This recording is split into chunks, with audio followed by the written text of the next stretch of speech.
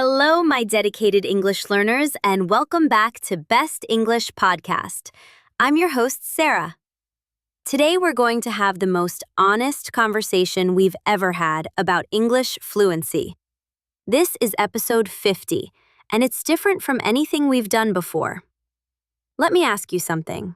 How many times have you heard these promises? Speak English fluently in 30 days. Become fluent with this one simple trick. Fluency guaranteed or your money back. And yet, here you are, still struggling, still feeling stuck at the intermediate level, still wondering when that magical moment of fluency will finally arrive.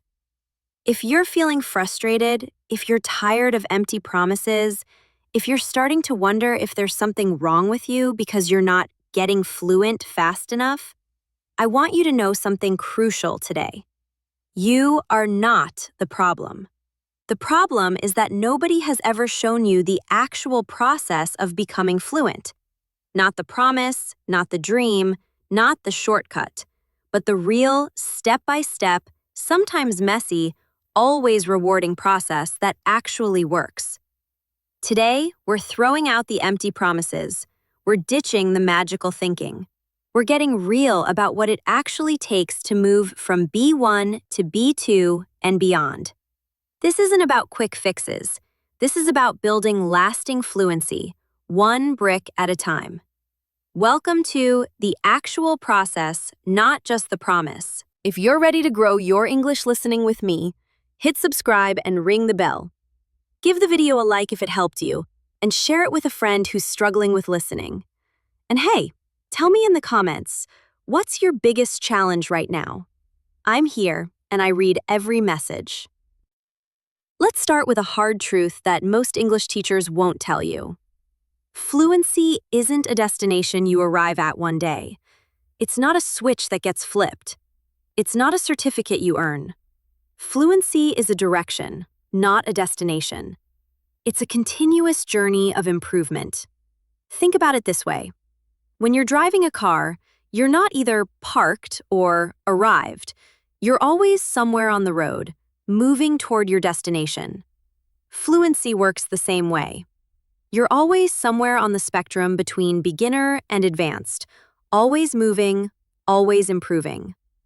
The problem with most fluency promises is that they treat fluency like a binary state. You're either fluent or you're not. But that's not how language acquisition works. The reality is much more nuanced, much more interesting, and honestly, much more achievable. Let me introduce you to what I call the Fluency Illusion. The Fluency Illusion is that magical moment you imagine where you'll wake up one day and suddenly be able to speak English perfectly, without effort, without mistakes, without hesitation. We all have this fantasy. But it's holding you back because it's not real. Real fluency looks different.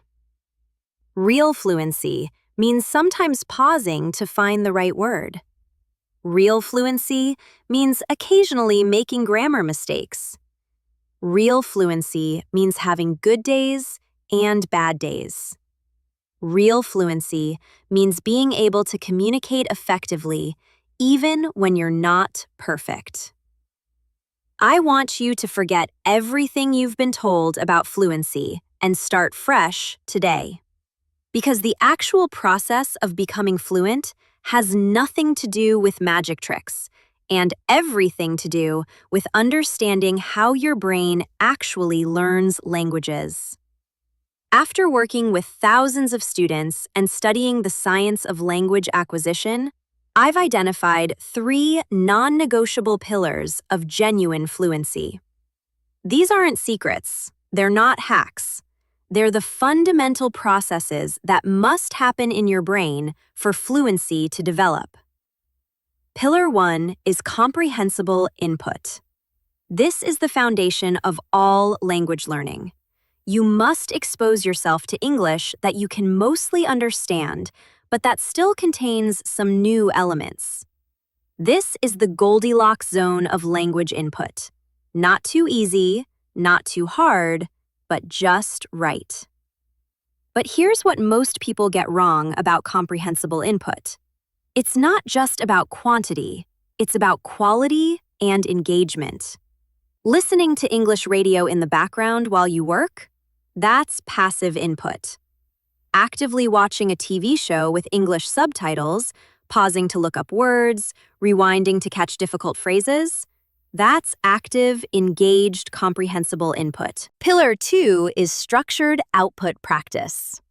Input alone isn't enough. You must practice producing the language, but not just random practice. Structured, deliberate practice that pushes you slightly beyond your comfort zone. Most English learners practice speaking in one of two ways. Either they only practice what they already know well, which doesn't lead to growth, or they try to say things that are way too difficult, which leads to frustration. The sweet spot is what I call the +1 principle. Always include one new element in your speaking practice. One new vocabulary word, one new grammar structure, one new pronunciation pattern. Pillar 3 is feedback and integration. This is the most overlooked component of fluency. Without feedback, you can't identify your mistakes. Without identifying your mistakes, you can't correct them. Without correcting them, you can't improve. But feedback doesn't have to mean hiring an expensive tutor. It can be recording yourself and comparing to native speakers. It can be using language exchange apps where partners gently correct you. It can be working with a teacher occasionally to identify persistent errors. These 3 pillars work together in a continuous cycle. Input feeds your brain with new language.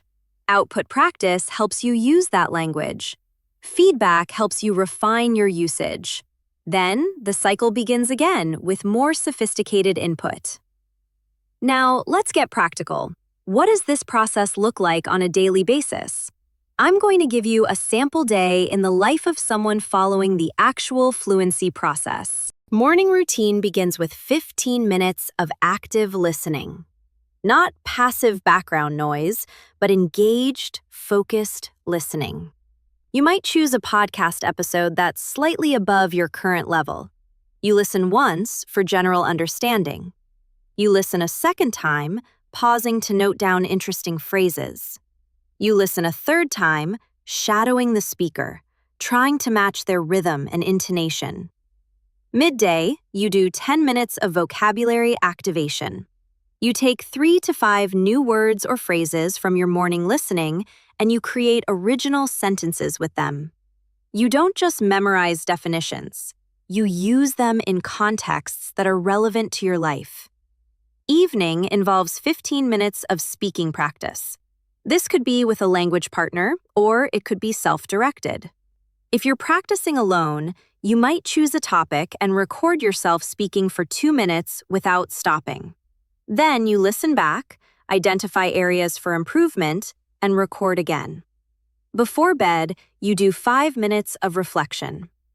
What went well today? What was challenging? What will you focus on tomorrow?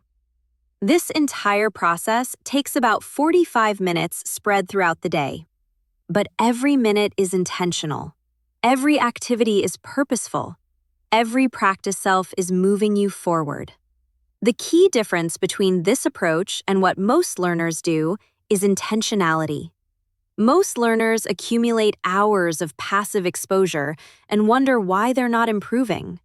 The successful learner spends less time but uses that time with extreme focus and purpose.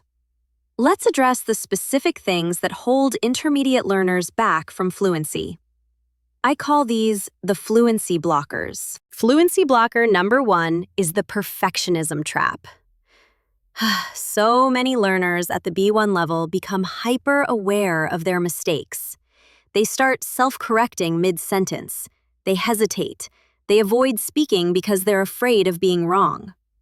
Here's the truth. Making mistakes is not the enemy of fluency. Avoiding speaking because you're afraid of mistakes is the enemy of fluency. The solution?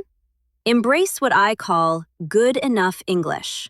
Focus on communication first, perfection later. Give yourself permission to make mistakes. In fact, celebrate your mistakes because they show you're pushing your boundaries. Fluency blocker number 2 is the vocabulary gap. At the intermediate level, you know enough vocabulary for basic conversations, but you keep hitting moments where you can't find the right word. The solution isn't memorizing more random vocabulary lists. The solution is learning vocabulary in thematic clusters and practicing the skill of circumlocution, describing words you don't know using words you do know. Fluency blocker number 3 is grammar confusion. You know the grammar rules individually, but you struggle to use them correctly in real-time conversation. The solution is what I call grammar chunking, learning grammar patterns as whole phrases rather than abstract rules. Instead of studying the present perfect tense, learn 5 common phrases that use the present perfect. I've never been to, have you ever tried, she's lived here for. Fluency blocker number 4 is lack of automaticity. You can produce correct English if you have time to think, but in conversation, everything falls apart. The solution is what sports coaches call overlearning, practicing something until it becomes automatic. This means repeating core sentence patterns until you can produce them without conscious thought. One of the reasons learners get discouraged is because they're measuring the wrong things. They measure their progress by whether they've become fluent yet. But since fluency is a direction, not a destination, this is like measuring a road trip by whether you've arrived yet, ignoring all the scenery you're passing along the way. Instead, I want you to measure what I call fluency markers. These are specific, observable improvements in your English ability. For example, last month you struggled to understand native speakers talking at normal speed.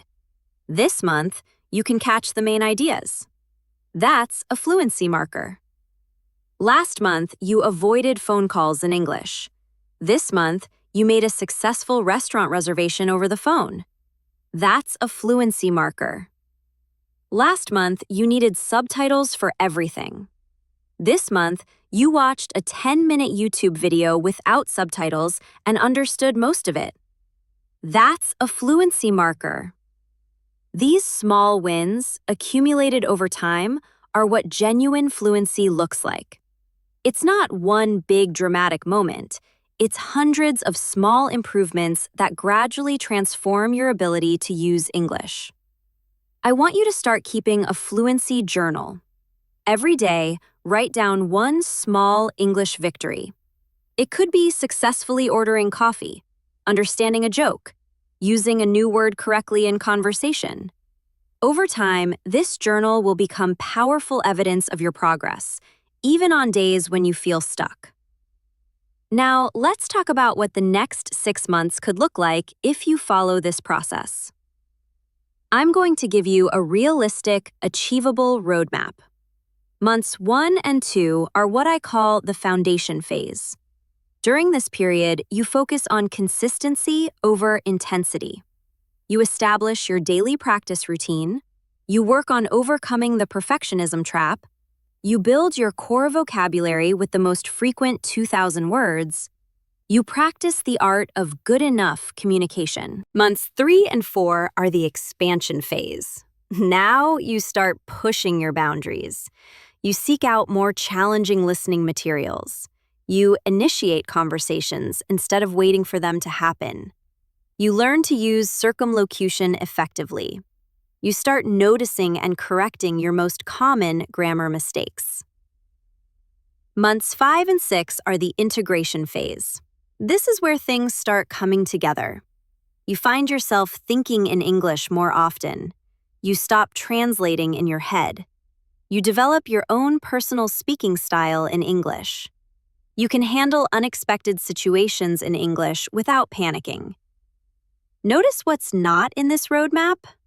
There's no become fluent milestone. Because fluency isn't a single event, it's the entire journey. I know what you might be thinking. This sounds great, Sarah, but I have a job, I have family responsibilities. I don't have hours to spend on English every day. I understand completely. That's why this process is designed to be adaptable. The key is what I call English integration rather than English study. Instead of trying to find extra time for English, you integrate English into the time you already have. Love cooking? Listen to English podcasts while you prepare meals. Commute to work? Practice shadowing during your drive. Use social media? Follow English content creators in your areas of interest. Exercise? Think in English while you're working out. The goal is to make English a natural part of your life, not an extra burden you have to carry.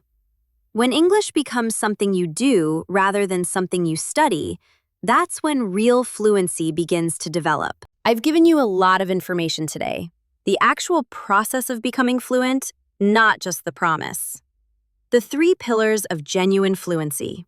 The daily routine. The fluency blockers and how to overcome them. The 6-month roadmap. Now I want you to take one simple action.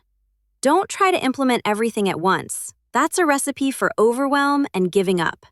Choose one thing, just one. Maybe it's starting a daily active listening practice. Maybe it's keeping a fluency journal. Maybe it's finding a language partner. Maybe it's simply giving yourself permission to make mistakes. Whatever you choose, commit to it for the next 21 days. Research shows it takes about 21 days to form a new habit. At the end of those 21 days, you'll not only have improved your English, you'll have proven to yourself that you're capable of consistent progress. I want you to go to the comments right now and tell me what one thing you're committing to for the next 21 days. Let's create some accountability. Let's support each other. Let's prove that the actual process works better than any empty promise ever could. I believe in you. I believe in your ability to become genuinely fluent in English. Not because of magic, but because you're willing to do the work. You're willing to follow the process.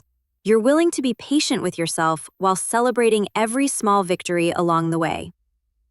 Thank you for trusting me to guide you on this journey. This is Sarah from Best English Podcast, reminding you that fluency isn't a gift that's given to a lucky few. It's a skill that's built by dedicated many. You are one of the dedicated. Now go build your fluency.